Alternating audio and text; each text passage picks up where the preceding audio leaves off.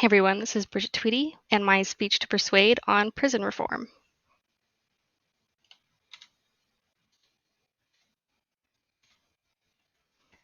To introduce this topic, I'd like to mention that there is 173,000 total people incarcerated in Florida, and only 56,000 and 11,000 in Germany and the Netherlands. So if you add Germany and Netherlands together, it won't even touch the amount of people that are incarcerated in Florida. Our criminal justice system today is at a crossroads, and the need for change has never been more apparent. Today, I stand before you as an advocate for comprehensive reform of our system, exploring alternatives to incarceration, addressing systemic inequalities, and embracing the principles of restorative justice. I may not be a professional in the field, but I have done a lot of research on this particular topic and talked to a lot of my peers about this topic, and I hope that what I present today will be enough. In order to achieve comprehensive prison reform, it is essential to address both the criteria for incarceration and the current punitive-focused approach of the justice system. By shifting emphasis from mere punishment to effective rehabilitation, we can significantly reduce recidivism rates, enhance public safety, and ultimately decrease the number of individuals caught in the cycle of incarceration. First and foremost, let's acknowledge the urgency of this topic. The current state of our criminal justice system demands our attention. The United States has the highest incarceration rate in the world, with over 1 million people behind bars, and the most expensive at 53.5 billion in 2012. These staggering numbers reflect a system that is focused on punishment rather than rehabilitation.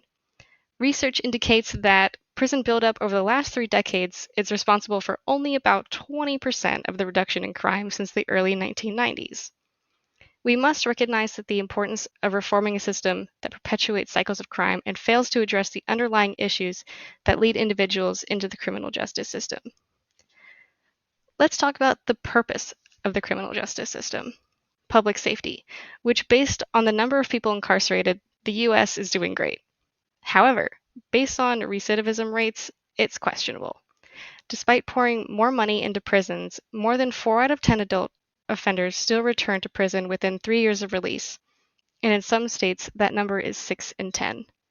If people are being released back into the public, but they recommit, has the criminal justice system really done its job? Is just throwing people in prison a sustainable and realistic model to continue if individuals are just going to continue being released, reoffend, potentially put people in danger, and just get put away again? The money that goes into incarcerating these individuals could be used to rehabilitate them instead, increase their quality of life, reduce recidivism, and actually make sure the public is safe. When looking at other countries' criminal justice practices, 2 of them take a unique spotlight. The German and Dutch systems are both organized around the central tenets of resocialization and rehabilitation. This is in contrast to the correction system in the US, where incapacitation and retribution are central. In the same vein, the German Federal Constitutional Court stated that the protection of the public is not an aim of the confinement in and of itself, but a self-evident task of any system of confinement, a task that is resolved best by an offender's successful reintegration into society. Now, let's explore alternatives to incarceration. While imprisonment may be necessary for certain dangerous individuals, it is not always the answer for every offender. Nonviolent offenders in particular can often better be served through alternative sentencing options such as community service, drug courts, required in or outpatient therapy, probation, parole, or restorative justice programs.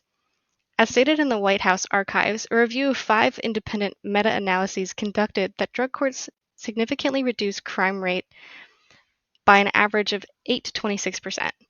Well-administered drug courts were found to reduce crime rates by as much as 35% compared to the traditional case dispositions. For probation, in 2020, 65.8% of people exited the program successfully. Parole was slightly more effective at 68.9%. The difference between these is probation is time served in the community, but the individual can be sent to prison if conditions are violated, and it often requires supervision. Parole is when part of the sentence is served incarcerated, and part of it is in the community, like probation. By diverting these individuals away from the prison system, we can alleviate overcrowding, reduce the financial burden, and allow offenders to remain connected to their families, communities, increasing the chance of successful reintegration. As a testimony by a historical figure who was charged with 3 felonies, Angela Davis once said, "Prisons do not disappear social problems, they disappear human beings." Homelessness, unemployment, drug addiction, mental illness, and illiteracy are only a few of the problems that disappear from public view when human beings are contending with them are regulated to cages. The evidence supporting this approach is compelling. Studies have shown that alternatives to incarceration, when implemented effectively, can reduce recidivism rates and lead to more positive outcomes for both offenders and society as a whole. Comparatively, despite pouring more money into prisons, more than 4 out of 10 adult offenders still return to prison within 3 years of release, and in some states, that number is 6 in 10. Restorative justice practices, which focus on repairing harm and fostering dialogue between offenders and victims, have successfully been promoting healing, preventing further offenses. These approaches prioritize accountability, rehabilitation, and the restoration of relationships, resulting in a more balanced and humane justice system. Secondly, we must confront the systemic inequalities deeply ingrained in our criminal justice system. Disparities based on race, socioeconomic status, and other factors cannot be ignored. Our system has disproportionately impacted communities of color, perpetuating a cycle of injustice and reinforcing existing social inequalities. To address this, we must advocate for reforms that promote fairness and equity at every stage of the criminal justice process. From policing to sentencing and to reentry, sourced from a journal on racial disparities in the criminal justice system by Covera, the criminal justice system in the United States displays significant racial disparities, particularly concerning Black and Hispanic individuals. Black adults face more punitive and lengthier sentences compared to whites, partly because prosecutors charge them more often with crimes carrying mandatory minimum sentences. Black and Hispanic people receive harsher sentences than whites, leading to their disproportionate representation of the prison population. Black people, who make up only 13% of the population in the US, account for over 30% of those imprisoned. Additionally, racial disparities in arrests persist, with Black and Hispanic individuals being disproportionately arrested for the same offenses, such as marijuana possession, compared to whites. These statistics highlight the urgent need to reform to address systematic racial biases within the criminal justice system. We need comprehensive law enforcement officers, comprehensive training for law enforcement officers to combat racial profiling and implicit biases. Sentencing guidelines could be reevaluated to minimize disparities to ensure that punishment is proportionate to the offense committed. Additionally, we could invest in educational employment opportunities in underserved communities, addressing the root causes of the crime. Lastly, we must embrace the principles of restorative justice. Traditional punitive measures often fail to address the harm caused by crimes or promote healing for victims and communities. Restorative justice, on the other hand, centers around repairing the harm caused by offenses and fostering accountability and growth. In conclusion, the need for comprehensive criminal justice reform is undeniable.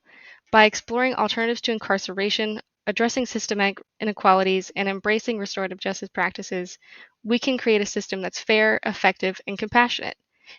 In our collective responsibility to advocate for change, challenge the status quo, and demand a criminal justice system that truly serves the principles of justice and rehabilitation. I urge each and every one of you to engage in critical conversation, support organizations and initiatives that promote reform, and use your voice to advocate for change. Pay attention to elected officials' plans for prison reform. An organization I like to support is a clothing brand that employs previously incarcerated individuals and gives back to the community. It's called the For Everyone Collective. Shopping small community-based businesses helps create a brighter and more involved community. Together, we can build a future where our criminal justice system reflects our shared fairness, equity, and compassion.